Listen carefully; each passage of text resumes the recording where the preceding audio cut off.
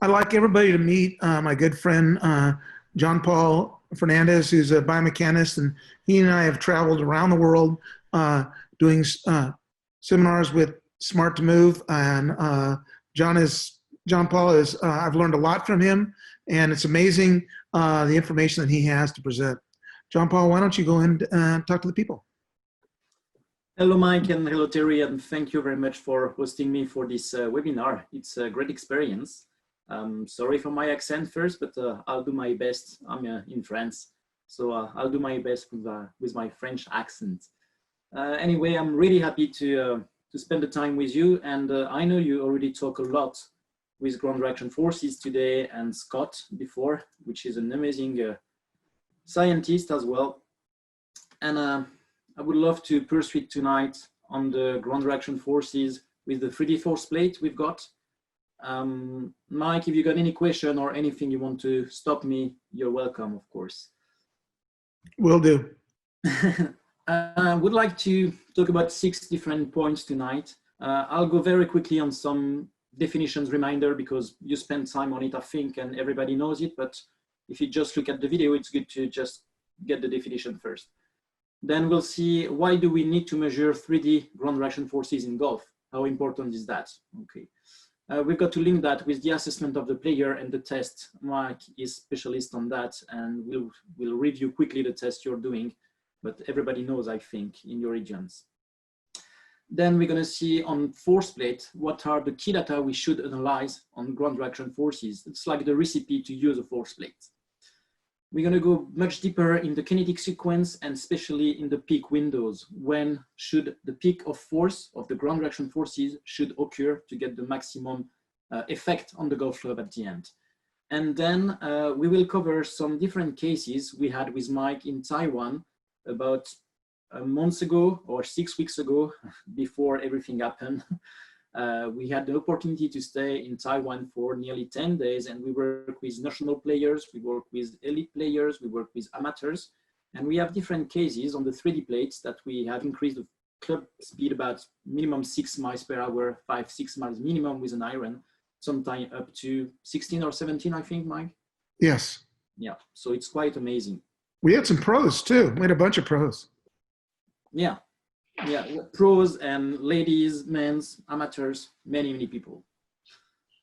Let's start by a few reminders, definition reminders. I'll go quickly because I think everybody knows. What is biomechanics?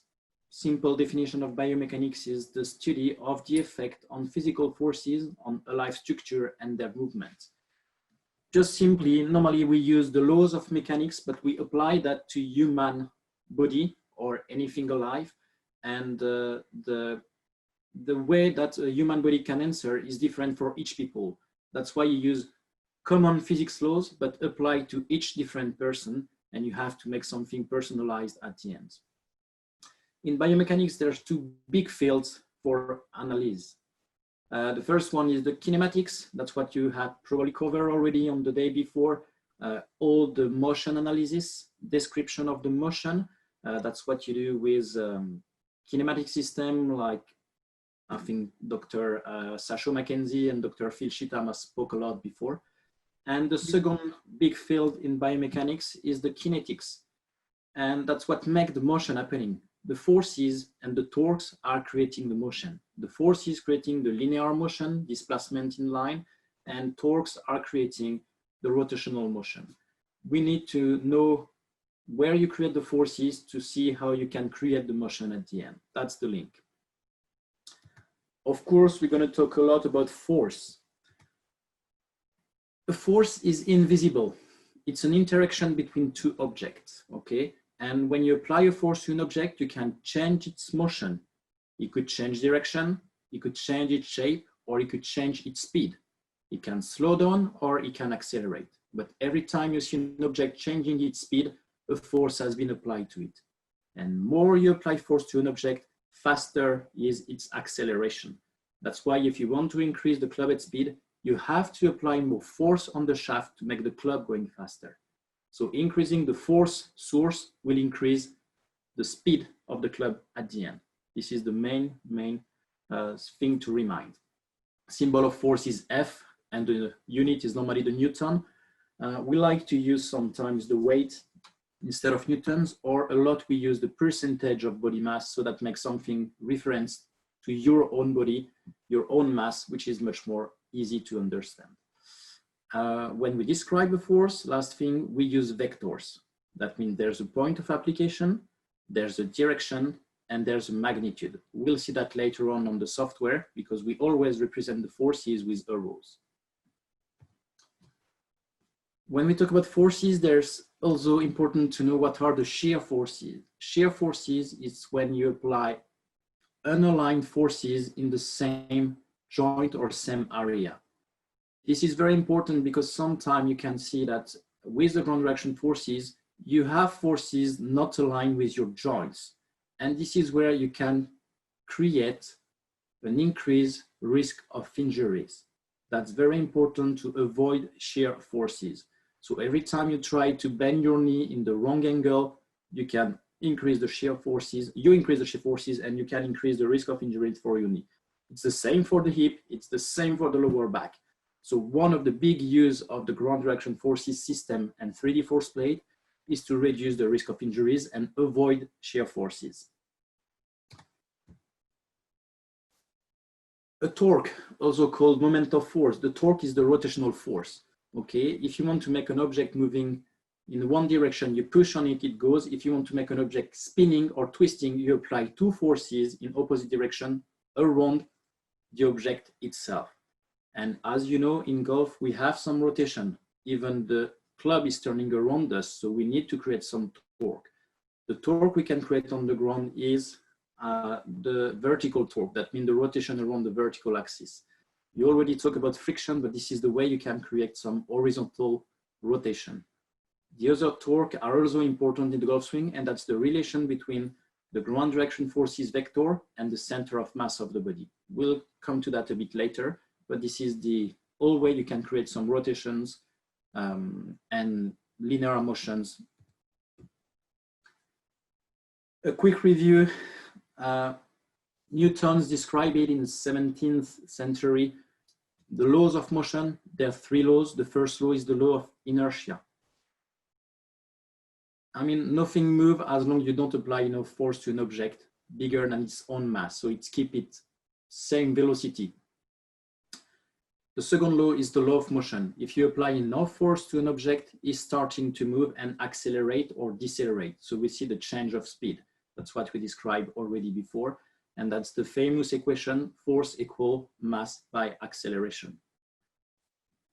The third law, very important as well, it's the law of equal and opposite. If you apply a force to an object, this object tries to apply the same force in the opposite direction.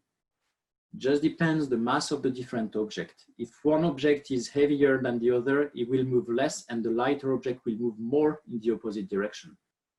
That's the concept we use when we measure the ground reaction forces. It's the force exerted by the ground on a body in contact with it. Okay. Let's have a look quickly at the video you have on the screen here. That's a jump, and the player is jumping and then turning 90 degrees to his left side. And as you see there, you have some lateral force on the side, or you can see that the red arrow is pushing a lot laterally to make the player moving to his left side. So he pushes under the right side, opposite direction, to go to the left side, okay? And as you see that the force, which is represented here by the vector, by the force graph as well here, you're gonna see that it's appearing before the body is moving. So the force precedes the motion. When you want to jump like that, you also need some vertical force. So you can see here, is creating huge vertical force to be able to jump, okay? And once again, the force occurs before the motion. And the last thing, it's what we call the vertical torque here. You see the orange peak, which is the total rotation force applied to the body. There's a positive peak. Positive peak means it's going to turn toward the target. Okay, so here on this example, it's quite interesting to see that the ground reaction force occurs before you see the motion. last thing to remember, it's about center of pressure and center of mass. The center of pressure is the point, the term given to the point of application of the ground reaction forces. Every time you see an arrow starting from the ground, the point on the ground where it started is called the center of pressure. Okay, that's a calculation just to get the average location where the force is applied between you and the ground. Second term, very important, it's the center of mass. The center of mass is the term given to the point where the weighted relative position of the distributed mass sums to zero. Just means that you take all the mass of the object and you find the balance point, okay? Or the point where your force is applied, it causes it to move into the direction of the force without rotation. That means when you press and when you apply your force right on the center of mass, the object moves exactly in the direction of the force you apply. Up for the pen, for example. But if you apply a force just beside the center of mass, the object will turn into rotation, okay? This is the two ways we can create some forces, some rotation into the body. By using the ground to create horizontal rotation and vertical torque by the friction. And the second one is pushing with the ground on the side of your center of mass to create some rotation on the other axis and other plane. So of course, the difference between center of pressure and center of mass is one is measured by force plate, the second one is measured by kinematics, and the ideal is to get both together to see the effect on one on each other. When you're static, you try to have the center of pressure and center of mass, which are perfectly aligned. Okay, this is where you can manage the stability. As soon as you're moving, as soon as you're creating some motion, you try to create some distance between them to create some torques, disbalance that will create some motion. The big difference between expert and average player is that the expert is able to create this free energy by having different position, center of mass and center of position. He doesn't have to create more force to make the body turning into a rotation, but he never fall down. He never get disbalance. He stopped before getting disbalance. While the average player sometimes doesn't know exactly the limit, he goes too far. And when he's too far, he's starting to fall. And if you're falling, the only thing your body is thinking is, I'm not gonna fall more. I just want to stay alive and stay stand up. So I'm gonna use now my muscles to make me balance again and not anymore to fall down. And when I use my muscle to not fall, I'm not using my muscle anymore to apply forces on the club and on the grip. So this is very important. Let's go now for the second question of the day, because it was a quick review on the definitions. Why do we measure 3D ground reaction forces in golf?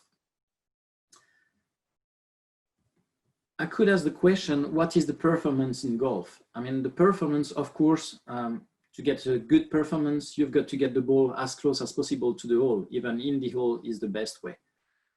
So if you want to judge the performance, is where the ball is landing, okay? And in the hole is the best way. But what makes the ball landing close to the hole? It's linked with the impact, okay? The only thing make the balls flying is the instant the contact between the club and the ball. That's the impact. And the impact is determined by what you can measure with a launch monitor. I mean, all the club data you know, which will create the ball fly data you know. If you want to change the club motion, if you want to change the data of the club face at impact, you need to modify the club in space, the club motion in space. That will influence the way you can get the impact. And what makes the club moving in space? It's the connection with your body. And it's thanks to the grip and thanks to the motion of the hands in space, okay? And what makes the hands moving in space? That's linked with the muscles. All your muscles are connecting together and they're creating a complex motion to make the club moving, to make your hands moving, to make the club moving, to make the face moving, which will create the impact. And if you go to the end of this chain, you finish to be in contact with the ground. And anything you need to create is coming from the ground. If you don't have the ground to push against, your muscles are useless. So you need the ground to create some ground reaction forces for linear motions, for stability, and for horizontal rotation or vertical torque, which is exactly the same. That means in a software like the Smart2Move software, you are measuring the ground reaction forces with the arrows, as you see here on the overlay. On the video, we can get the vectors directly applied to the body. You can see that as well with a 3D chart view. If you prefer, you've got the chart and the numbers, so it gives you which foot is giving which force at what time. It's always the same. The blue is always the lead foot, the red is always the trail foot, and the yellow is always the total. If you look at the curves, it's exactly the same. Left curve, right curve, and total curve. You also get the numbers in percentage of body mass or Newton per kilograms. That means it's related to your own mass again. Okay. On the software here, you can measure the forces. By measuring the forces, it will affect the motion. By changing the motion, it will affect the club delivery data here on the TrackMan. So that's the link between causes and consequence. If you want to change the TrackMan data, so the ball flight and the performance, you need to know how you create the forces and your stability. In which sport are we using ground reaction forces? Any sport, okay? On swimming, of course, it's just at the start, but we need to use ground reaction force to get the best start, especially for sprinting, okay? If you use, I don't know, 50 meters or 100 meters, if you miss the start, you're not gonna win the race. So that's very important. In tennis, in football, long jump, archery, boxing, basketball or show, you use ground reaction forces in any sport. Sometimes you need more stability, like archery. So this is much more accuracy and you try to move as less as possible to be very accurate. Sometimes you use much more explosiveness and force, like long jump or starts. And sometimes, and often, you use a combination of stability and force. And that's exactly what we are doing as well in golf. It's the same example than earlier, okay? If you want to manage your stability, you've got to push with two legs, maintain the stability, and when you're stable, you push on the leg you need to create the motion you want. So once again, you see that the red curve here goes a lot higher than the blue. So if I push more on the right foot, I'm going to finish to the left of the plate. AP force here are working quite together because you're moving with your body, flexion of the knees and the ankle, you're using quite the same muscle. So you manage this balance quite easy. The torque, once again, is positive for the total torque. That means the yellow one here to create quarter revolution in the air. And the vertical force has to be higher than 0 to be sure that you're lifting the ground to go up and stand up or land back away from the plate. In golf, just think like that. If you look at the impact, your golf club is moving in 3 dimensions. It's going from right to left for a right-hand player. It has some rotational motion in the horizontal plane, turning around you, and it's got some vertical motion as well, turning up, down, and up again. So if you look at the club moves laterally, rotationally in the horizontal plane, and vertically also in kind of rotation. And that's strange that if you look at ground reaction forces data, if we look at the curves here, lateral forces, AP forces front and back, which are creating mostly the torque because AP forces in opposite direction make an object turning.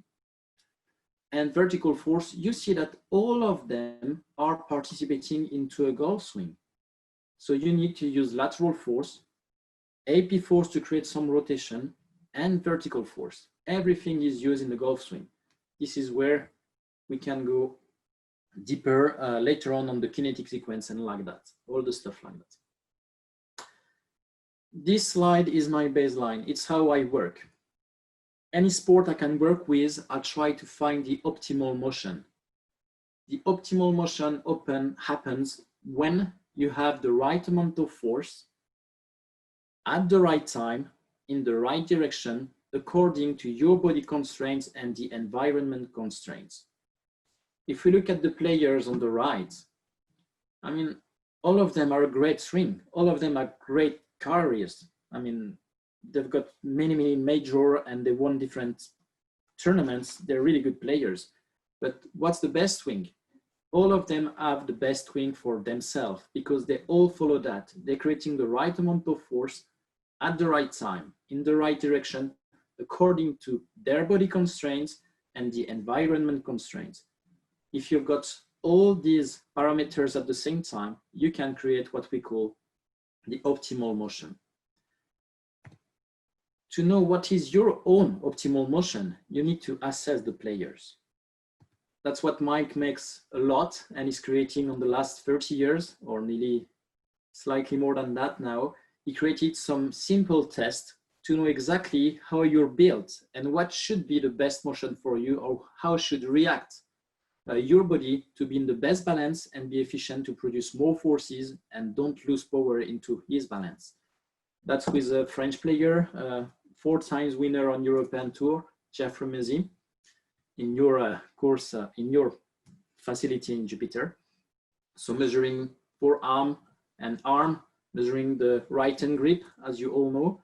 This is Gregory with Jos Ruiten in Netherlands, quite a good player as well, and the coach and the physio, because when we do the assessment, we want to share with the coach and let the coach working as he wants. So same, we measure the wingspan, the height, arm for arm, the right hand test. As you see here, it's quite a side cover, I would say, Mike.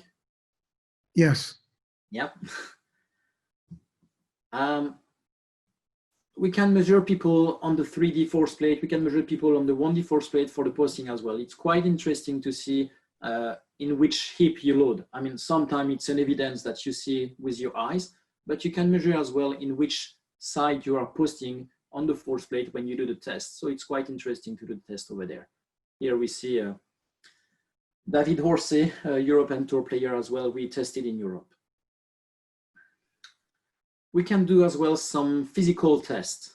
Okay, sometimes we can get some drills, we can get some assessment on the physical capabilities just to see how the player is able to develop at maximum force, not even in the golf swing. But I mean, if he's not able to create more than 250% of his body mass on jump test, there's no way he can do that with a golf club. So this is the time, you know, you've got to work on different way. I mean, there's all the concept of training going after that. You need to fix the golf swing technically, but sometimes you need to test more deeply physically and find a way to improve the machine itself. What should you analyze with a 3D force plate? Here's the recipe, and here's the thing you always have to look at when you've got a 3D force plate. First of all, the timing. Secondly, the force curve shape. That gives you plenty of information.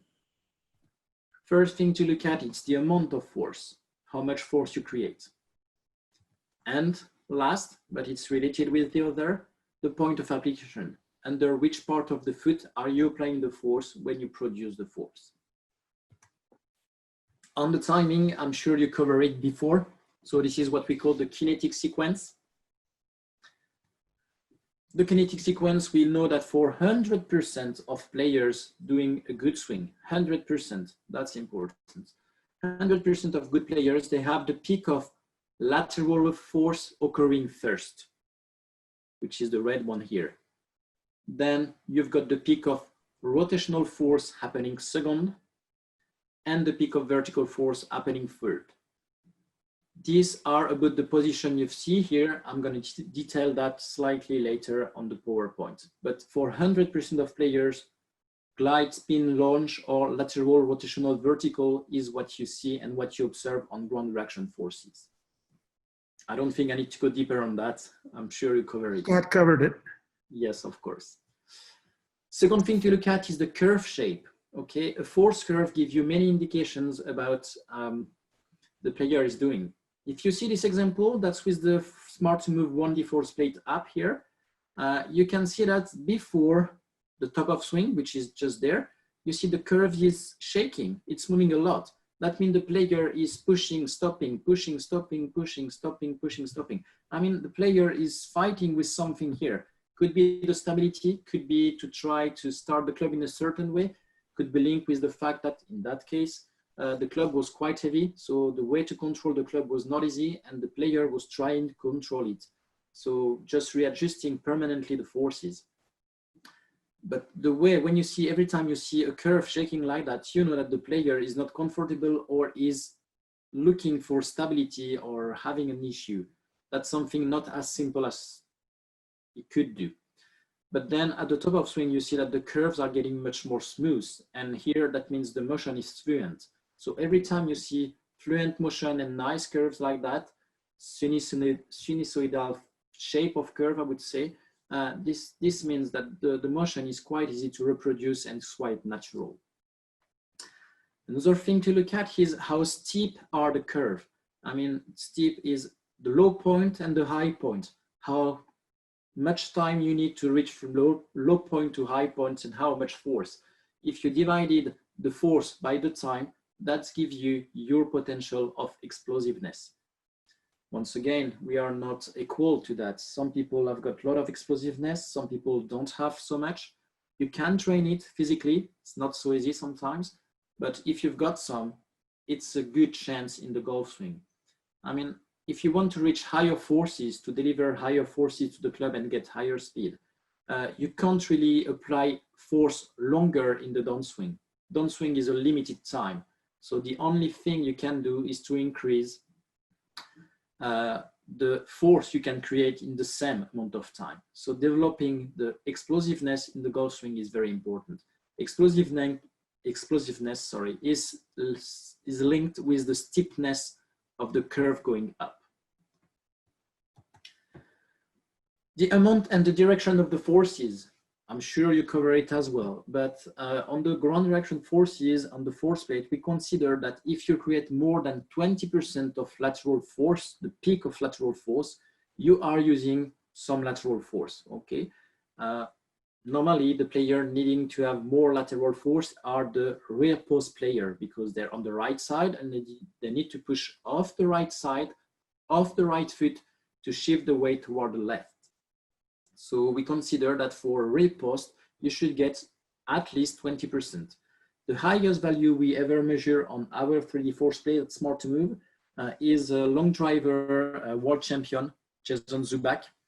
And we measured the maximum of 42% in lateral force, which is twice the average we look for a rear post player. On the torque and the way we measure it again, it's Newton meters per kilogram. We consider that over 80 Newton meters per kilogram, you create a good amount of rotational force. Below that, it's not a huge acceleration of body or maybe club.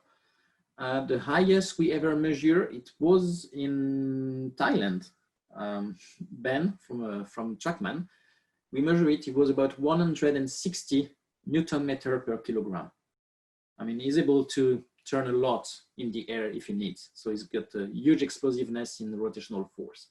We consider 80 is a good value and the minimum value you should get when you're a spinner or rotational player. And for the vertical force, we consider minimum 160, 165% is important. We measured in Smart to Move about 293%, I think, Gregory and me. I know you measured a bit more on your force plate, Mike. I think. Well, you were there when we did Katie Lee. Yeah. Katie Lee, we saw her at 293, but I think later on you did over 300. Mm-hmm. So here again, I mean, if you've got some vertical force, you can use it. It's a good force you can use for the golf swing. Of course, when you apply a lot of vertical force, you're not going to keep your feet on the ground, but it doesn't really matter if you've got a great contact and effortless motion to make the club contacting the ball and get straight ball, because I've seen Kelly, that's amazing. She's contouring the ball absolutely fantastic. So amount and direction of the forces, that's the ranges we look for. Last point is the point of application. When you apply a force, so when you see a curve going up, it's important to know under which part of the foot you are, okay? Are you much more on the ball of the foot or toward the trail of the foot? Physiologically, the middle of the foot is the line head metatarsus over here. So the yellow part is the ball of the foot and the orange part is the trail foot. Okay. As soon as you're in the orange part, you're already on the trail foot. Everybody can try to do that at home. If you do a squat jump, or even if you do a full squat, deep squat, if you stand on the ball of the foot or if you stand on the orange part, so much more toward the heel, you're going to feel that you're not recruiting the same muscles. So the location of the point of application of the force is very important because it's linked with the muscle involved in your lower body action. It's the same for inside the foot or outside the foot, in blue part or in the green part, sorry. Okay, if you push away or if you push in, if you twist your foot on the ground as well, you see different forces and you're gonna engage different muscles. This is something we're covering as well in Smart to Move seminar, but it's very important to know where you apply the force when you see a peak of force, to increase it, to maximize it, and to reduce the risk of injuries. This is where we have some different drills, and I know Mike and Gregory DeBrat, CEO of Smart to Move, are also developed a fantastic tool here. Maybe you want to say a few words about it, Mike, the force pedal. The force pedal is a great tool which allows us to feel what the ground reaction force is.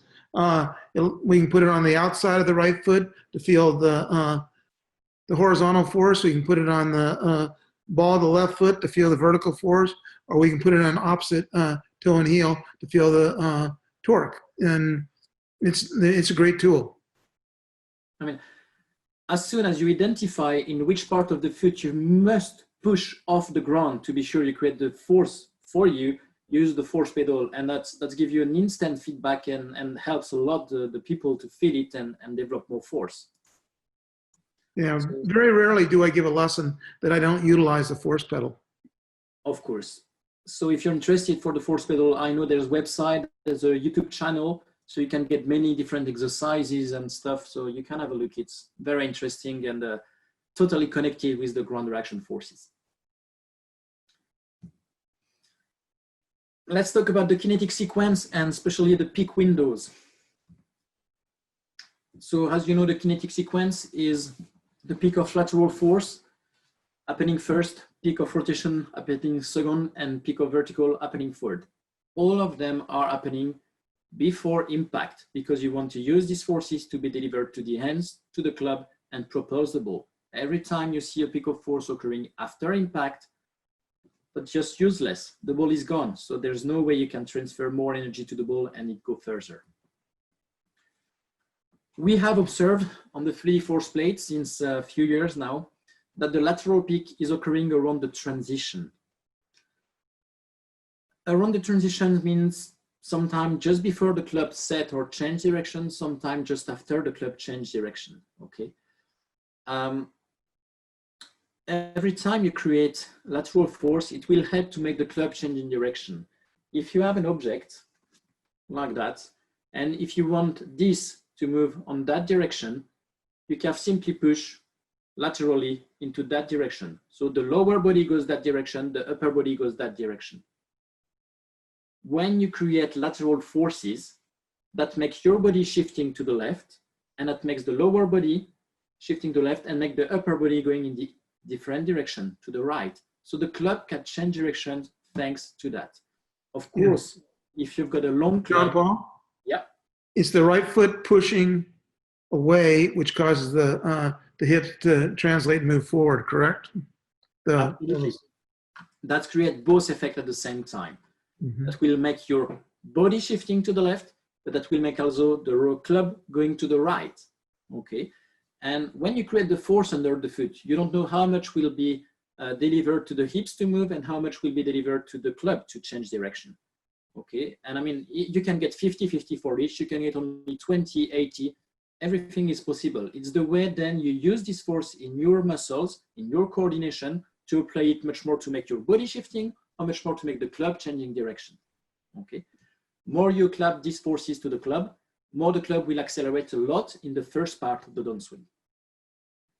So the lateral peak of force occurs around transition. If you've got a long club, normally it occurs before it changes direction because you need more force to make the club change direction. If you've got a long backswing, it's the same reason. If you've got a short backswing and a short club, you will see the peak after transition because you need less lateral force to make the club change in direction, but still some lateral force to make the body shifting. Same if you relate that with the posting. A rear post will apply more lateral force and will get higher lateral peak. Of course, okay. If you're already on the left side, if you're front post, you don't need so much. So you will use it mostly to make the club change direction, but a lot less to make the body shifting to the left side. So the peak windows here for the lateral peak around the transition, okay? Longer is the club, longer is the backswing, earlier is the peak. The second peak, the peak of rotation, it occurs between the lead arm above 45 degrees to the horizontal and lead arm horizontal to the ground. What do you need at this time? You need to bring the club back to front, or at least your ends. Depending on the length of the forearm, it will shallow the club more or less. But at that time, you make your arms coming back to the front. And that occurs between the lead arm 45 degrees above the horizontal and lead arm horizontal to the ground. When you create that, the horizontal rotation, the horizontal force, peak rotational force, sorry, it makes the ends coming to the front, and at the same time, you use this force to make your pelvis accelerating. So this torque will influence both, okay? I'm sure you have the chance to measure many players on PGA Tour. We have measured much more on European Tour here, but there's a relation between how much torque you create and how much hip horizontal acceleration you can get and club acceleration you can get in the same horizontal plane. That's very important, and that's linked. Why do we have a window? It's because some people need to shallow more or less. Some people have a longer peak, some people have a shorter peak. So that's not exactly in one position, it's in that time you need to do it, okay. Anything to add maybe, Mike? Or so you're just saying, so you're saying that from once the transition, it's going to move from left arm at 45 or the 10 o'clock position down to the left arm parallel to ground or 9 o'clock position. So basically the in that window, that peak force window is when the torque is happening. Peak torque. Peak of torque happening there, okay. And then you could shallow more or less the club, but it brings the ends to the back, to the front, and more or less the club head, because as you know, this is where you create more or less shallowing, but that's something you know. The vertical peak, the peak of vertical peak has to occur between the lead arm parallel to the ground and the shaft parallel to the ground. Here again, the important thing is to make the club accelerating toward the ground, okay? On the peak lateral, we make the club accelerating from to the right side, okay, laterally. On the second one, we bring it to the front, and the first acceleration, the third, sorry, acceleration you create to the club head is now going to the ground. So it's lateral, rotation, and down. And you need every time to add more speed. So you need to create more force. This is why the peaks are bigger every time as well. The first peak is smaller than the second one that is smaller than the third one, because you've got to create more force to create more acceleration. So when you create the peak of vertical force, that will accelerate the club head toward the ground. And when you accelerate the club head toward the ground, that makes the release of your wrist. But I'm sure you covered that yesterday with Dr. Sasha Mackenzie. We did, but one of the things that you told me was about the braking action. And if you pretty much the peak vertical force and the peak braking go in the opposite direction are coincide with each other. Absolutely, yeah. I mean, when you can't push anymore laterally or when you can't turn anymore, you see the peak of vertical. That's like the braking pedal on your car, okay? When you can't do something more, that's the last one, you extend the muscles there, you extend the legs, and that stop the other forces as well. And this is where it's the last propeller effect to the club head. Yeah, everybody that we increase their braking action, increase their speed. Every time, of course. I mean, if you increase the lateral force, if you increase the rotational force, you need a bigger brake to make the club going to the ground. So this is why every time you increase the other forces, as a result, the vertical will increase. You don't necessarily try to increase the vertical force sometimes. You just need to increase the other forces, and as a consequence, your body will organize itself to create more vertical force and make the club accelerating at the right time. I mean, our body is more clever than us. It doesn't want to be hurted normally. So it don't let us do some things, and it automatically create the force you need to not get injured most part of time. Of course, when you apply the vertical force, more you apply vertical force, that will also create some posturing up. But that's just a consequence. And if it helps the club to go faster down with bigger improvement of the speed, it's not an issue for me to get your body posturing up.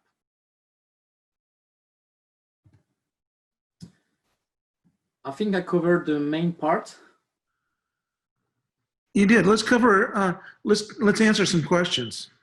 Of course. We'll take a little break, Terry. Hello. So let's see what we got here. Let's see. Mike, how do you keep track of all of the different devices that you use and reference old data? Well, they all appear on the screen, and they're all synced, so it happens in the right sequence. So you can. It's easy to read. Have you ever seen what Cameron Champ's vertical forces are? We're not supposed to tell that. Okay. But we have. Do you have a different, maybe, do you have a different application point for gliders who use more horizontal force, spinners or launchers? John Paul? Of course. I mean, I'm coming from track and field. I was a sprinter when I was young. I was in the French national team, so I wasn't too bad in sprinting. And of course, I had a look at all the Olympics. And if you look at Michael Johnson, if you look at Maurice Green, if you look at Usain Bolt, are they running the same? No, they're not. It's totally different. And all of them have great performance in the 100 meters or 200 meters. So, I mean, there's not only one way to do, there's the one way for each person. People need more in sprinting, more amplitude. People need more frequency. That's what you do the sprinting. It's the same in golf. I mean, we're all not built the same. There's no reason we all do the same. So if you need to train more lateral force, you need to do different training for it. I mean, when you go to the gym, you don't do the same exercise than the rotational player, and you don't do the same exercise than the vertical players. I have some example if you want at the end to show that as well. But when you train, I mean, you don't do the same muscles. You don't solicitate the same muscles in the same timing. So there's no reason you do the same training. Physical training, technical training, but the result is just to get the ball as far as possible in the location you want. I think also the protective training, right? So there's a whole sequence of events, and as Ernst Swick mentioned, people have different natural movement patterns and different ways of moving the club, and in order for them to play the best, our experience is that they match up their style, and then from a health and performance standpoint, they protect themselves from their movements, and then, like you said, you specifically train for the outcome of more power and in a organized way. Absolutely agree. So let's see. Gail is saying, do you have any more data from female players? I do. I mean, the ladies that I've worked with, I mean, they fall into the same buckets and timing and things like that. Mike, do you have any thoughts on the ladies that you teach? Exactly the same. I mean, there isn't big differences. We're going to cover some because we have some professional players from Taiwan on the demo just after. So okay, perfect. You're going to see it works the same. Physics is the same for everybody. Yeah. 2 arms, 2 legs. Although Mike and I, in the same week, taught one-legged golfers. I had a right-legged right-handed golfer and he had a left-legged right-handed golfer, and they were playing in the same tournament. And mine was a rear post, actually, and his was a front post. Definitely front. Yeah. So that was, we called each other and we basically said the same thing. It was almost on the same, on the same day. It was pretty funny. But I did all the principles of a rear post golfer, right? So he kept flex and he was having too much side bend in the backswing. So rear post golfers tend to have, and he had a side under grip. So, just a little bit of a flatter shoulder plane. So we kept the flex, which actually helped him get more vertical, and then flattening his shoulder plane and feeling a little bit more laid off helped him deliver the club. So it's actually, more of the same lesson really as normal. So hold on 1 second. I got one question. I'm just reading. If the horizontal force peaks early near transition, at what point do you see the lateral shift starting in your good players? I think Mike answered that. I mean, the force windows are the force windows, regardless of their level. I think depending on their post, it changes the timing slightly. And also the grip style changes the timing slightly. So there's slight movement within the windows, but there's a starting and peaking window, which is reasonably predictable. yeah, whenever we keep the students inside the force windows or using the kinetic sequence, they immediately get better and hit it farther. That's true. Okay, you guys want to continue? That's the Q&A. Oh no, we got one more. Jean Bartholomew, a lot of my students have back injuries and pain. Is there a predominant wrong motion that is hurting their low back? That's I think, over the last 10 years, people have become, who are unequipped to talk about it, have become very vocal in talking about movements that cause injuries. We're not doctors, and, side bend does not always cause an injury, as does, covering the ball sometimes does. So, you just don't know, as a golf teacher. I think we have to know where we know what we're talking about and where we don't. And injury is definitely something we need to leave to the experts. So that's why, we work in parallel with people who are able to measure and protect the golfers from their swings. The best thing to do is to lay on the ground. You'll never get a back injury, but unfortunately, it's not a very good way of playing golf, right? There's twisting and torquing, and as John Paul said, we're basically off balance in a controlled way in order to create more speed. So injury is a hard one. I think in Mike and I's experience, I'm speaking for Mike here, but we say this all the time, is the more we match them up to the way that they naturally test for, in my experience, people get injured less. And then obviously if you work in conjunction with a very high quality physiotherapist who you can communicate with and who doesn't want to average out their swing, which some fitness experts tend to want to do, then that's the ideal team. I mean, I totally agree, Terry. Being associated with good physiotherapists is very important when you follow players, especially pro players, because that's the way they earn money, and an injured player doesn't make any money. So I mean, there's something you can quickly identify with the force plate. Even if you're a golf coach, every time you see a big row, a big amount of force with a weird position, you can be sure there's something will not be good for the player. Okay. If you see your knee is aligned with the force, that's fine. If you see the force is away from the knee and big, that could hurt. It doesn't make any difference at the end. If you can identify it with the force plate, there's something to check. So sooner or later, you will increase the risk of injuries, or you will injure your player. Then if you don't want to go further, and that's normal, you go and see the physio, or you go and see the doctor and say, that's what I identify. You can also see the strength and conditioning coach and say, okay, when you do motion, can you be sure that you can protect it, reinforce it, to be able to keep it for the technical reasons? Or can you help me to change the motion in everyday life to make it more natural as well, in the golf swing and train a new pattern less risky for the player. Jean-Paul, Pierre Lalonde has a question. What is the percentage of amateurs that are late in vertical force? And Mike can contribute this too. Many, but it's not only average player or amateur players. You can see players with it. Yeah, that's a common fault. Yeah. Well, sometimes we see them early, sometimes we see them late. We see them all over the lot.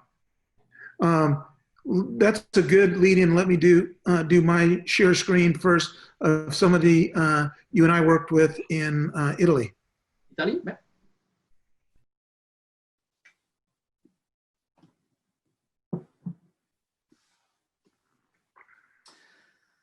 So it was March 2019.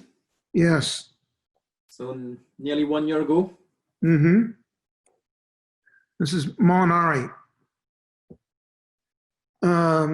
Back up once. Oops. Before one. Okay. This was his club head speed when we started with the driver.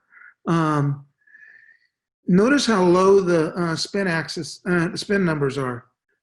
Very, very low. Okay. It's 1300. And when we checked him out, we tested him, and he was a side cover golfer gripping it in an under position, correct?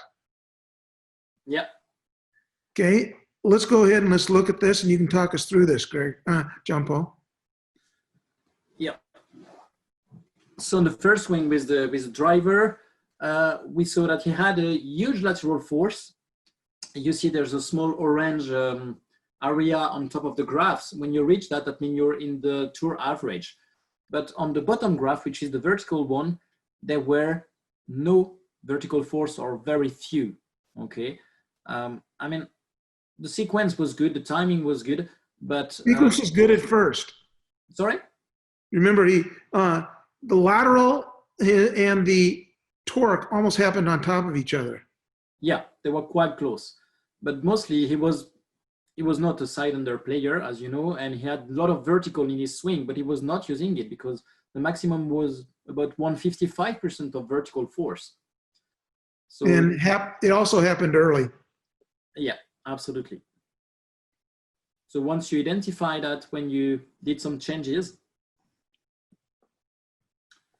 and you see on the bottom graph again, so this time the peak of force is much higher, is in the orange zone. It's, I think, above 200%. So from 155 to 200%, he used a lot more vertical force. There was more delay between the peak of lateral force and the peak of torque. So he had more time to push laterally than to turn, than to create its vertical force.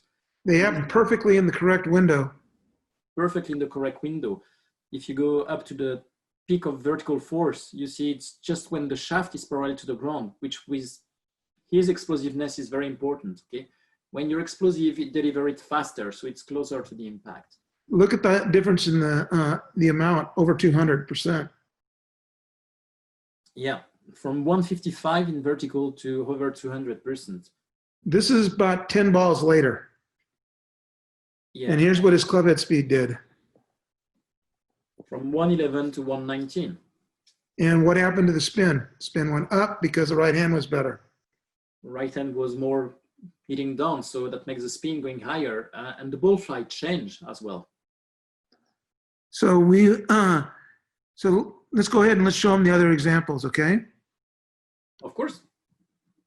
Let me share the screen. 1 second.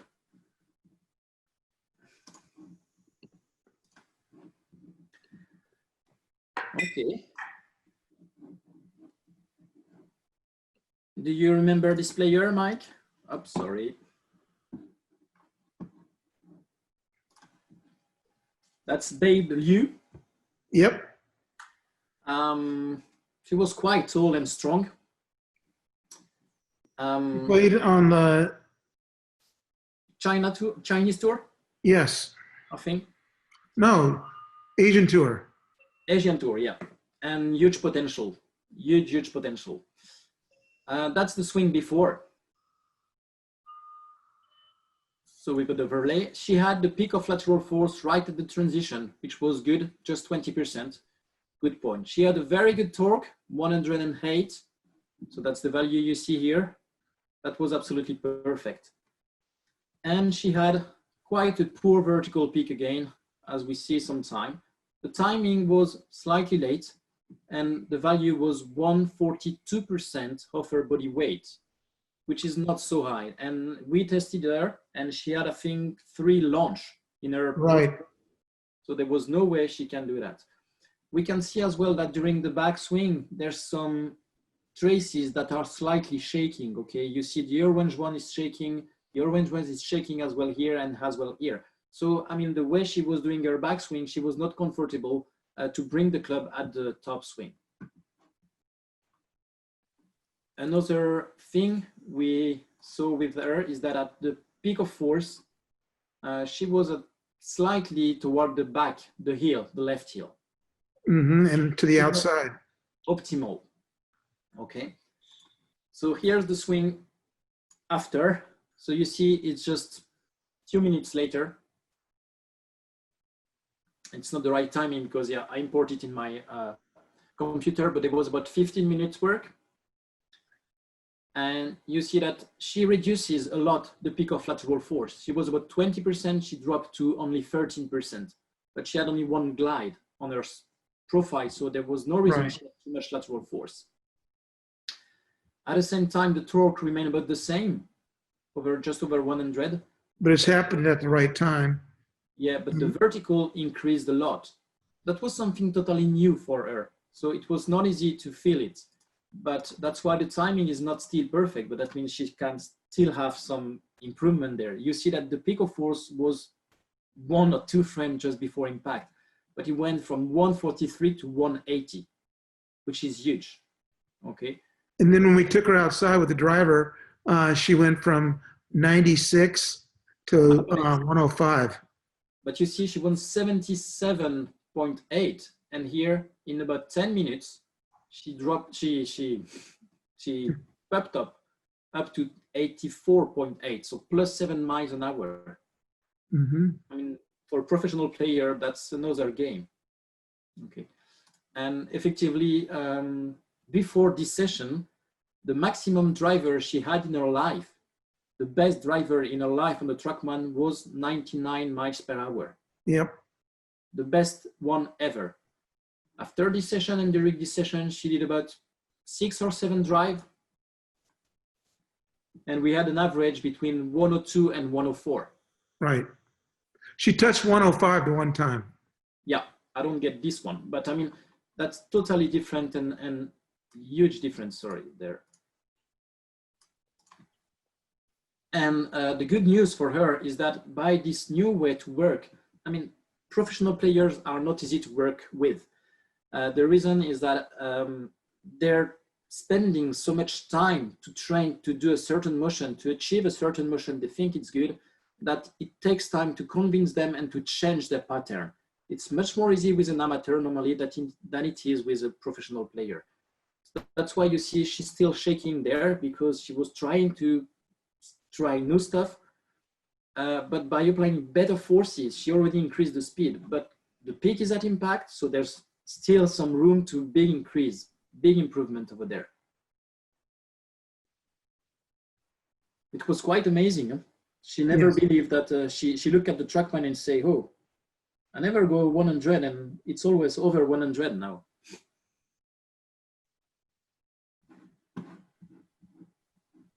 Anything else, Mike? Show the next one. Okay.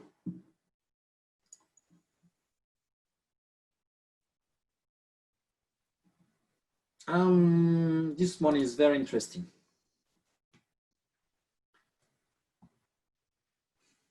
National player, elite squad, national team in Taiwan.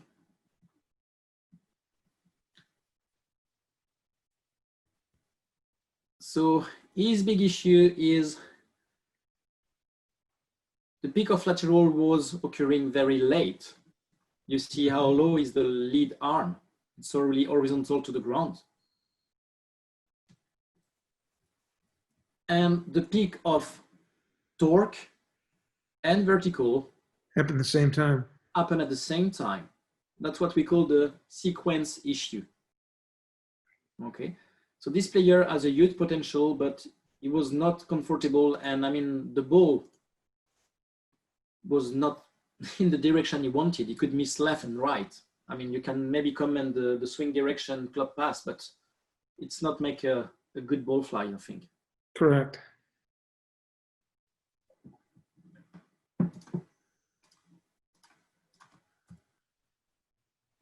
And that was also going toward the Heel. the foot, but worked on it.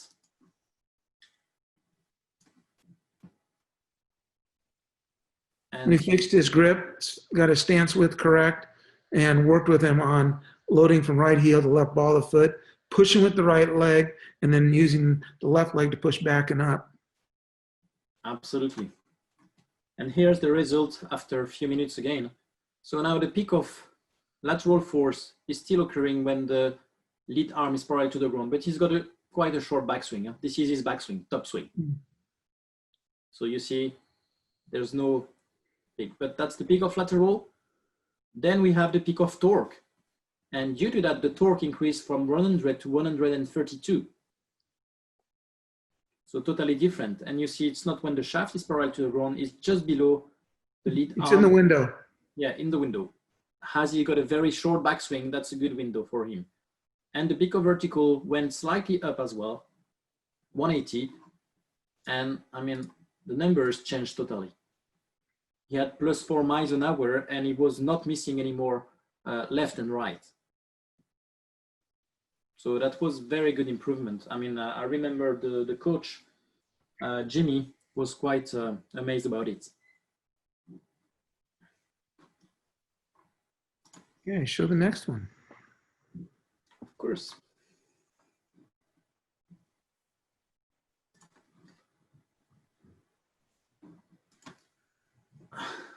So this player, he was the president of the National Federation.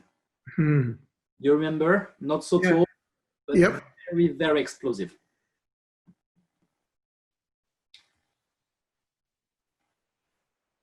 So this player having 15% of lateral peak of force lateral here, okay. Then he had a huge amount of torque happening too late. 148 for the torque here, which is very, very, very late. And because the peak of torque was late, the peak of vertical happened after the ball left. happened after impact, which is a big shame, okay?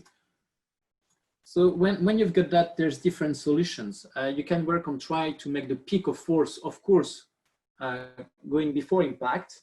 So I know you like to work with the foot flare. Yeah, we squared the left foot up so it happened sooner. We also narrowed the stance and we closed his stance so that to buy him more turn in the backswing. Of course. So I know we tried to do that, but so 73 miles an hour for the club head speed. But you see, the foot was already closed by doing that. So it wasn't possible for him to do better. We have, even with this limitation, we tried to reduce. We closed the stance. We even get the left foot turning inside. It was not enough to make the peak occurring even earlier. So when you can't change the timing from the lower body, we try to change the timing with the upper body. And we try to make the upper body going faster. So you remember, Mike, you push onto his club. Sorry. Right. Sped up his backswing and sped up his arms. Another good picture of my butt.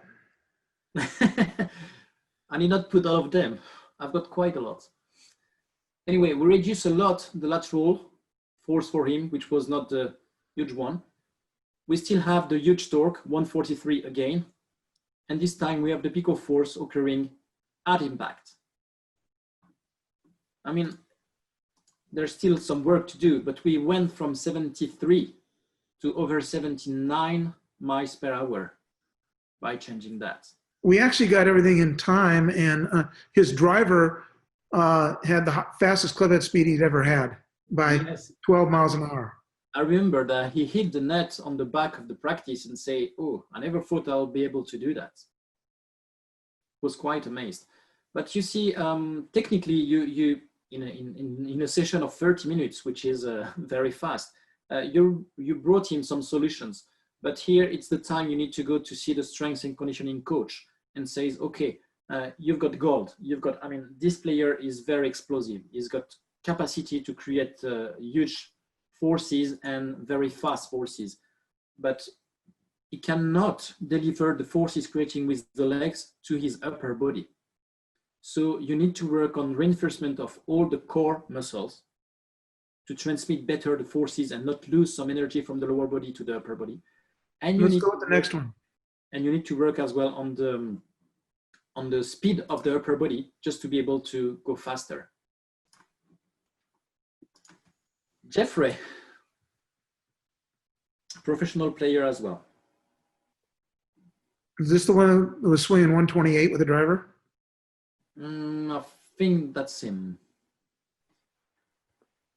So once again, he was controlling totally his motion. So if we see at the sequence is okay. The peak of lateral force occurs now, just over 20% of lateral force. Peak of torque, gentle, right time, perfect. 95, late. Mm-hmm. little late. And peak of vertical, little late as well. Mm-hmm. And Yeah. 155. The location under the ball of the foot is good, but I mean, he had again 3 or 4 launch in his profile, and he was not using the vertical force at all. Trackman data, 90 miles an hour. So bad. After working, so every time you look at the grip, you adjust the grip. That's right, Mike? Correct. So then you get the good number for the trackman to manage the good direction and the good path. Everything should be aligned. And when it's done, this is where you're starting to pump up the ground reaction forces. So let's have a look after. So peak of lateral the same time, same amount, 20.9 instead of 20.5. Peak of torque increased. It was 99, is now 107. And it's happening at the right time. Look at the verticals. And the vertical went up to 206, which is totally different than 155. That's plus Show 6. the club head speed change. Plus 5 miles an hour. And dead straight every time. Mm-hmm. That was very impressive as well. You got the driver next, don't you? I've got the driver. I just got the after because you were doing the session outside. So I All don't right. know numbers before and after. But with the driver, we observe the same thing. So you see that on the pattern now, he's got good vertical force. He started off at 115. Oh, yeah. He finishes at 119. So I think he was not up to that. I think inside we had only 119. No, we Outside, had 128 on inside. I don't think this was the guy. so that's not Jeffrey did that. I've got another one with high speed. Okay. I mean, same. He had 6 or 7 miles an hour more than usually. Just using the right force for him. I mean, there's no magic here. Getting the sequence right and everything happening correctly. Yeah.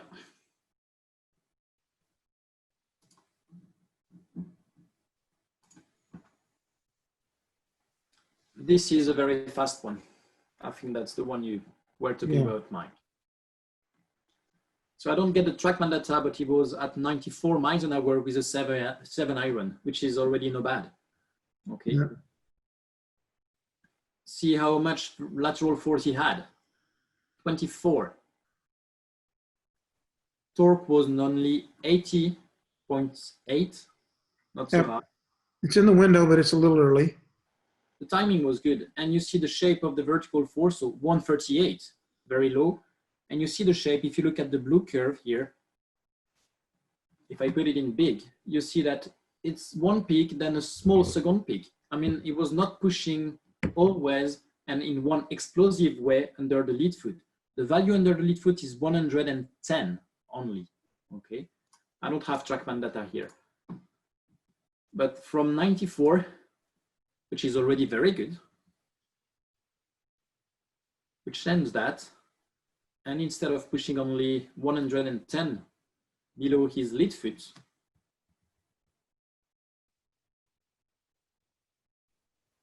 we increase the lateral. It was a glider launcher, +2. We kept about the same torque, but the vertical went up to 211. From 132 to 211, and from 110 under the lead foot to 146. Look at how sharp is this peak and how clear is it. You remember the blue one before? Oh yeah. It's not going so high and very, had a second small peak and was controlling. Here, that's only very sharp. I mean, when he push, he goes, and that's it, nothing else. I remember that's only a 7 iron. 102.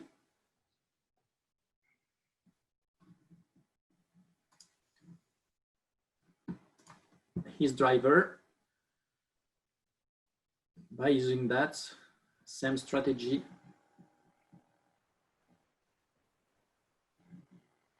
so you see the vertical force again, glider launcher, so 22 lateral force, not so high torque, and we did not try to increase the torque. Timing is perfect. 220 for the vertical force.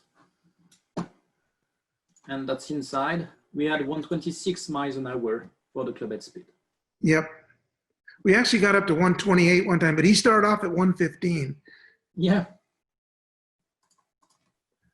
You know, the whole process is utilizing the different skills, utilizing the force pedal, utilizing the pad to put on the back of the hand so they can feel the direction, narrowing their stance, and it's unbelievable the changes they're able to make because of that. Of course. I mean, as you say, Mike, there's only 2 connections in the golf swing. Your hands with the club and the foot with the ground. And every time you set properly the hands on the club and the feet on the ground, your body in the middle doesn't have to go against something which is not natural. It's set in the good way, it can be stable, and then you can utilize the force just to make the body moving and the body segments moving faster. It was funny because this guy was pretty much 115, 118. 118 was the fastest he'd ever gone. We did 15 swings in a row between 124 and 128, and he hit the ball dead straight every time. He just looked at us and said, how is that happening? Yeah, but I mean, it went from 130% of vertical force to over 220 Right. in this one, which is totally different. I mean, everybody's got muscles to jump. I mean, everybody's developed their muscle to walk. So we all got some force with the legs. There's no reason you don't use the vertical force if you're not made for it. I mean, that's just a shame to not using it. Do you have any more? I may have one more. That was an amateur here, and I've got another woman. Okay, let's use her. That's Angel. Oh yeah. Angel, she finishes she won some tournaments and she participated to One of the top juniors in the world.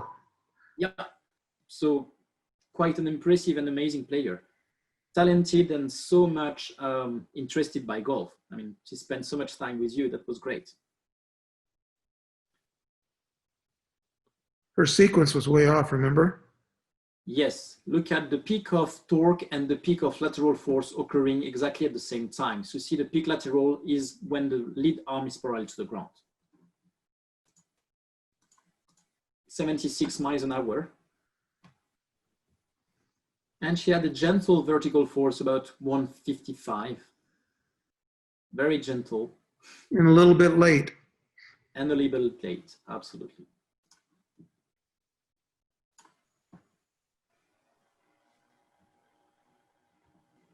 The results after.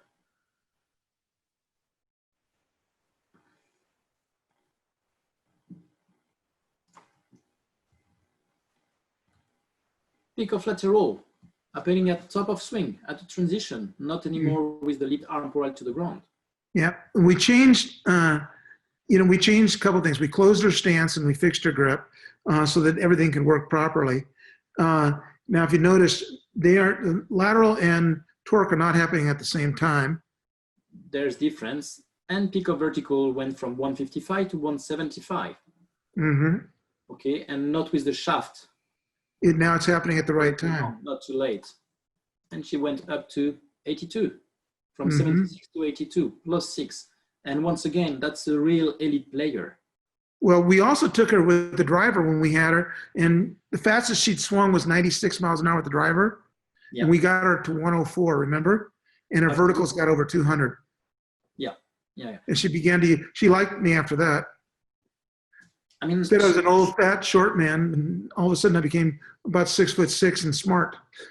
Yeah, and I mean, Angel, she's a fantastic player. She's got huge power, but sometimes that's her problem because she's too long versus the other player that she just feel, okay, I should not play as long as that.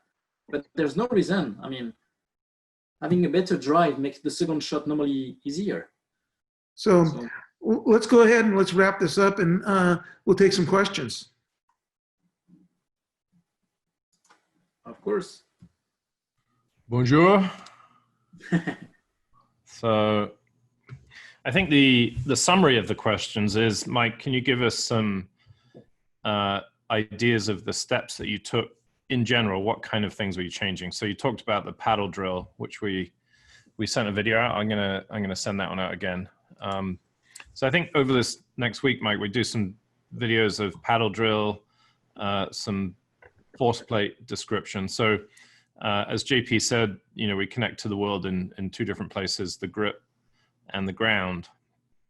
And so when we're working with these people, we're adjusting, stance width and foot flare to affect timing, but then also the type of force that we apply into the ground and into the club, right? So that's really the summary, I would say.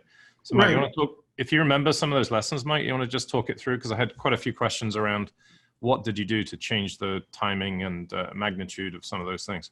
Well, if the lateral was too long, and I would narrow the stance, because a wider stance will create more linear or horizontal movement. I also changed foot flare. Narrowing the stance made everything happen sooner. If I flared the left foot more, they rotated longer, and the verticals happened much later, so the braking action happened later. If I squared the left foot up, the left foot leg would lock up, and verticals would happen sooner. We worked on with different things. We would have them either push hard with the right leg to the right, depending on what they needed, and then push back and up with the left, or just push the hip back with the left leg. It was different for everybody. It all depended on what they had. We changed grips.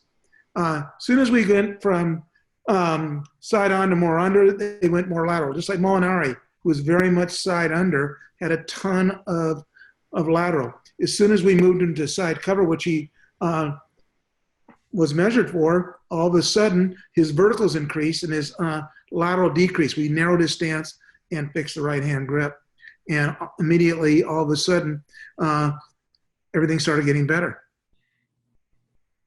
So there's a lot of different things. You and I are going to talk about that in one of the sessions. Yeah, so the important thing is that we've got kind of a application sandwich with this course. So we started out giving you the basics, and we're giving you the meat in the sandwich right now. So we want you all to start really understanding, the information as it's described by experts.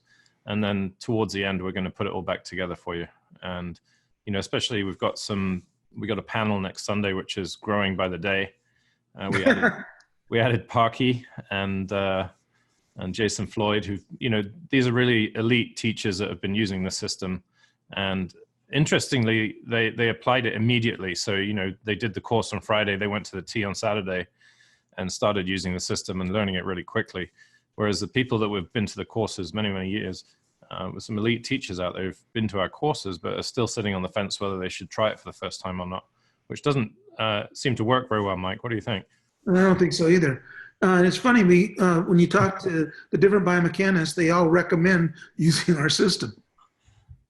I Smart to Move and Swing Catalyst both utilize the system to measure, determine what ground reaction forces they're going to use. Right. Yeah, I mean, it's, I think the hard thing when you get a force plate for the first time, and also probably some of the people listening to this today, is like, how do you decide, right? And so we're going to go over how each of the screens affects the ground reaction force and how to decide which one to go after.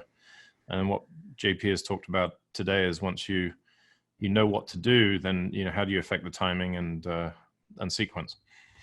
So I have a question from Steve Foisey. And JP, this is probably a good one for you. Does the braking mechanism of a horizontal force bring higher vertical reaction? Yes, we already told that in the seminar as well. I mean, if you increase the lateral force, you have to stop your hips swaying. And to do that, the best way is just to create more vertical force. I mean, you've got to brake harder to stop this motion. It's exactly the same for the rotation. If you got higher rotation, when you reach the maximum range of motion of your hip, maximum range of motion of rotation, you can't turn anymore. The only thing you can do is unlocking the vertical. So every time if you go faster, you're gonna use more vertical force. You increase the vertical force as a consequence. That's why most part of time, even if you don't try to increase the vertical force, you see as a final effect, vertical force just going up. Martha has a question, which I'll answer like this. So we, on a daily basis, we use very, very few drills, I would say, in terms of things. I think golf teachers over the years have bought too much stuff. So, the most important thing to have in terms of getting people better at golf is a clear understanding on the part of the coach and a clear plan in terms of the steps that you need to take. So for me personally, I very, very, very few things that I use for drills. So in a time when, people don't want to spend as much money, you can get so much results with good information that, I think sometimes some items get in the way, but obviously I really believe in the force pedal. The swim paddle costs less than $10. So if you have a force pedal and a swim paddle, you're gonna be pretty much set for life, in my opinion. So in terms of buying stuff to get people better, those two things are going to give you a lifetime of learning, because that's how you apply force to the handle and that's how you apply force to the ground. Yeah, like I said, we have a deal on the force pedals right now.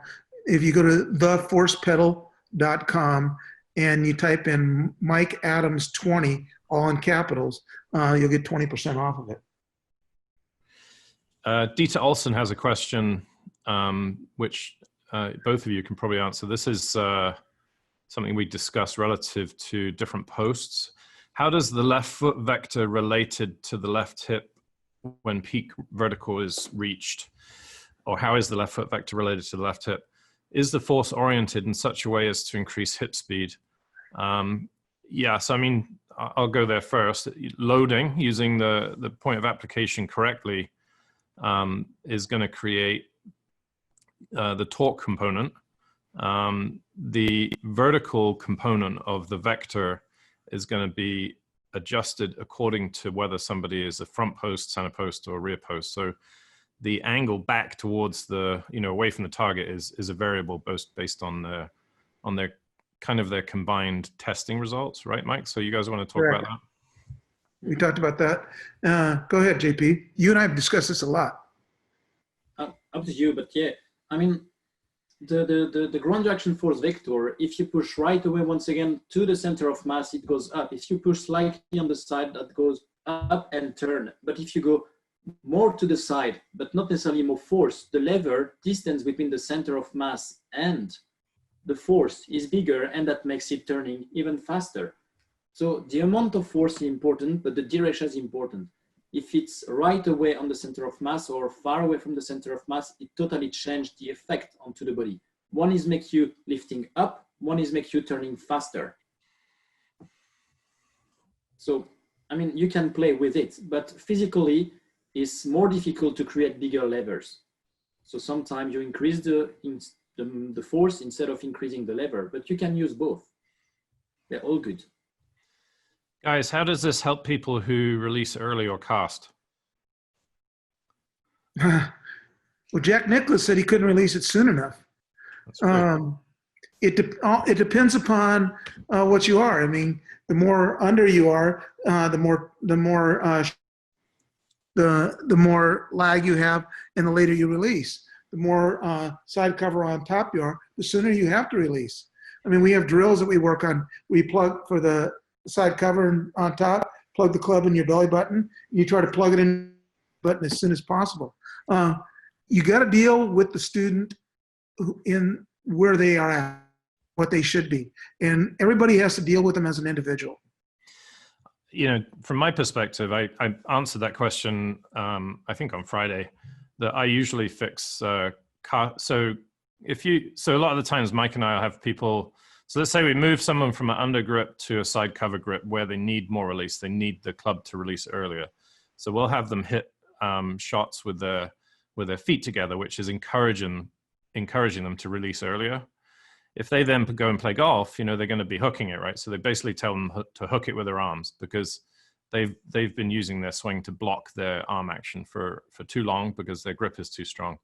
Now, how do we stop them hooking it? Say, hook it with your upper body, and we introduce lower body action to stop it hooking. So if you had, you know, what people might describe as a body swing and no arm swing, you'd slice it because you never close the club face.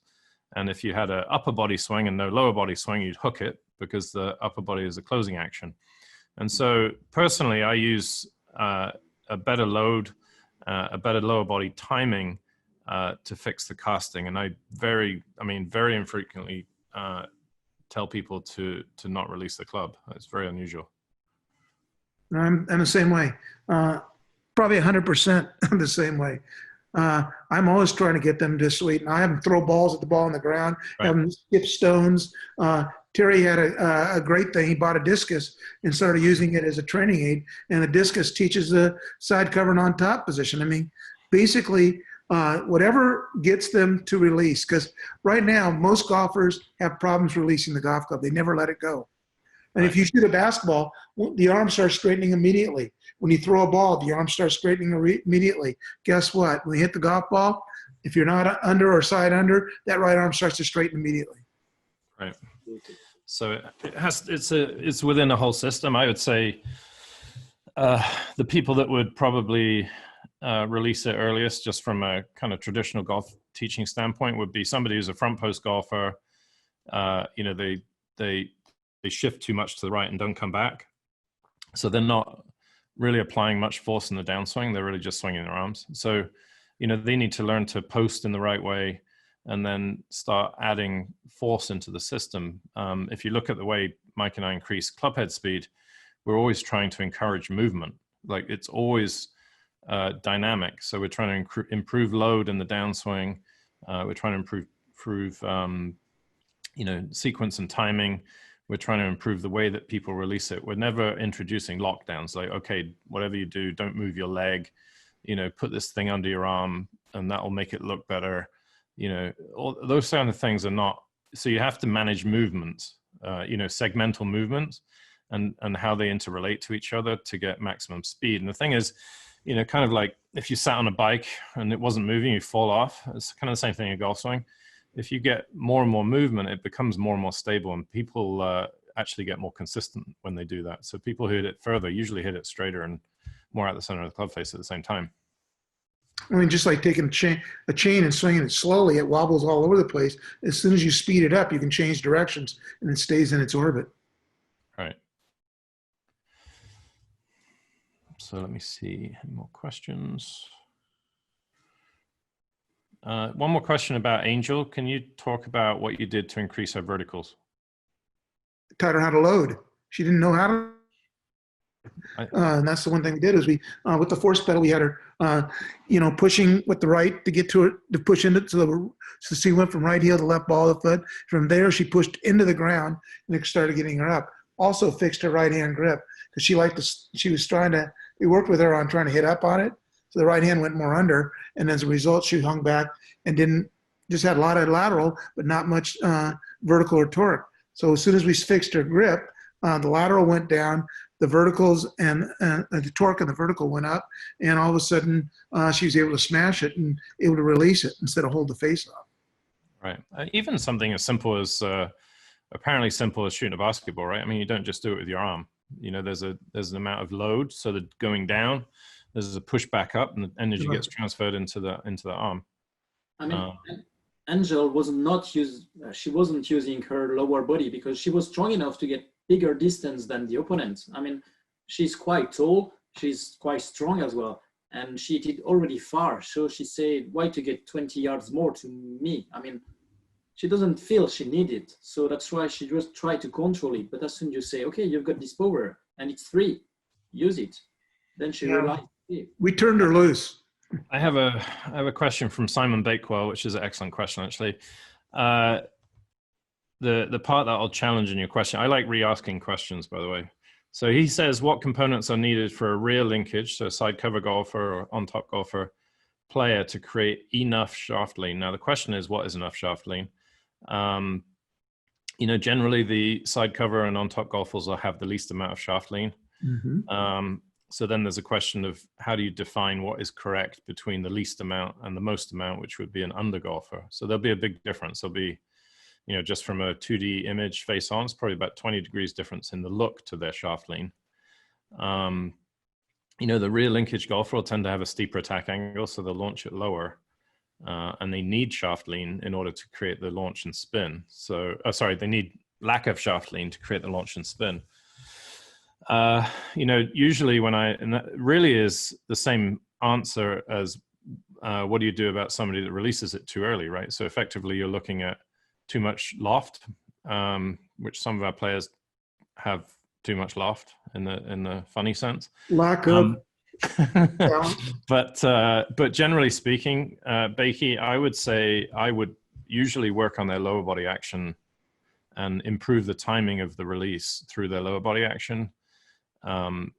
Because if they have too much loft, which is effectively the same question as, you know, what do you do about early release, then you have to fix the lower body, in my opinion. But then you also have to ask the question, what's the right amount? You know, and again, that's a variable between different styles. I think, you know, the pictures of Martin Keimer that we saw versus the picture of, you know, Lee Trevino was a pretty significant difference. So I hope that answers your question.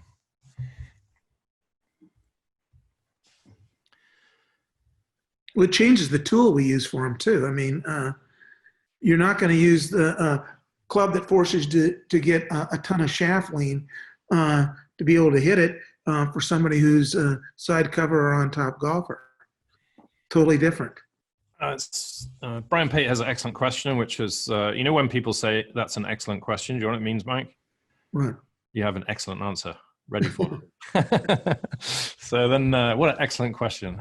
So when we do shot shaping, so I think there was a question earlier in the day, which I didn't touch, was what do you do on different lies? Obviously golf is played on, you know, a golf course. I think the idea is we generally will get their mechanics into a position where they, you know, they hit it really well and, you know, generate speed, center face contact. So we get the matchups in place. Now, his question was, how do we move the grid? You know, how do we change people around in order to hit different shapes?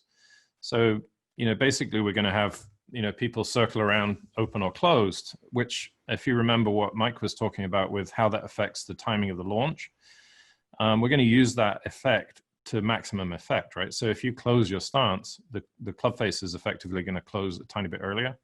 So for a draw, as you aim more to the right, you know, the vertical is going to happen a tiny bit earlier and you're going to release it more or earlier.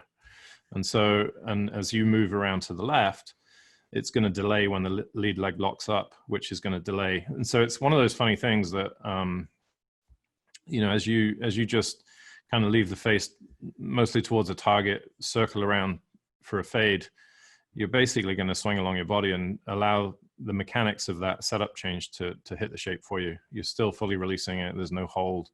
And same thing with the draw. You're going to circle around, point to the right. The mechanics of the lower body changing affects when the club releases. And so it's actually a super easy way to do it. But yes, there are things that change within the system, but you know, not things that you really have to think about because we've already built kind of the matched up swing for you and you just change those variables. So I think generally speaking, we hit low shots, we put the ball back, open the stance a little bit more. But all the time, we try and encourage people to make their matched up swing and just change the variables that set up to make the changes. Mike, you want to talk to that? Because you're really good at this and everything else. I mean, I talked about that earlier too, but it's just adjusting setup to hit the shots. All you're doing is changing, ball above your feet, the club bottoms out earlier, so the ball has to be moved back. Ball below your feet, club bottoms out later, so the ball has to be moved forward. Uphill, hardest thing to do is get up, is move through it, and you want to move the ball back and open the stance up. Downhill, you're going to move, the ball goes forward, and you're going to close the stance for everything to work. I mean, basically, it's just leveling out your body so that you can hit the shot. I think under the hood here, Mike, the thing that made your testing and things work so easily with me is that we both understand, we have a very good visual of D plane, as it were. Yes. So I think, people need to have a visual of, because we teach people the formula, but they don't always understand how the changes affect, face and path, right? So you have to imagine always Ben Hogan's pane of glass, and is that moving left and right and things like that. And so I think that's a really important consideration that kind of we feed back into the swing. We kind of take it for granted, but that everyone thinks like that. But I think understanding how each variable affects, the way the club moves is really important. But I think we're going to reinforce over and over and over again for a week that you have to fix the matchups first. Get them to be into their natural positions, doing their natural stuff, and then you can move the D plane around, and you can go and play golf. And it's a pretty quick process once you do that. So Excellent. Hold on. Oh, what an excellent question from Ed Thompson. This is on everybody's lips. From New Jersey. There you go. Is there a way to measure optimal stance width? Yes, there is. And we will go through that. Basically, this is something that Dr. David Wright developed, and we kind of reverse engineered it. We have them jump straight up and down, then hold the arms straight out and firm. If one is higher than the other, you'll move the right one's higher, you move the right foot out farther until they level out, and from there, you measure from middle, just trying to get them in a balanced position. So there, we'll go into, I'll do a video on it and we'll send it out. I got a question from Paul Gorman, and Jean-Paul, you can The Gormanator. help me process this one. So his question is, does a flexed knee, trail knee at the top, typically produce an effort for vertical force and or rotational compared to an extended leg with, well, I'll say front post and a medium extended leg with the center hips?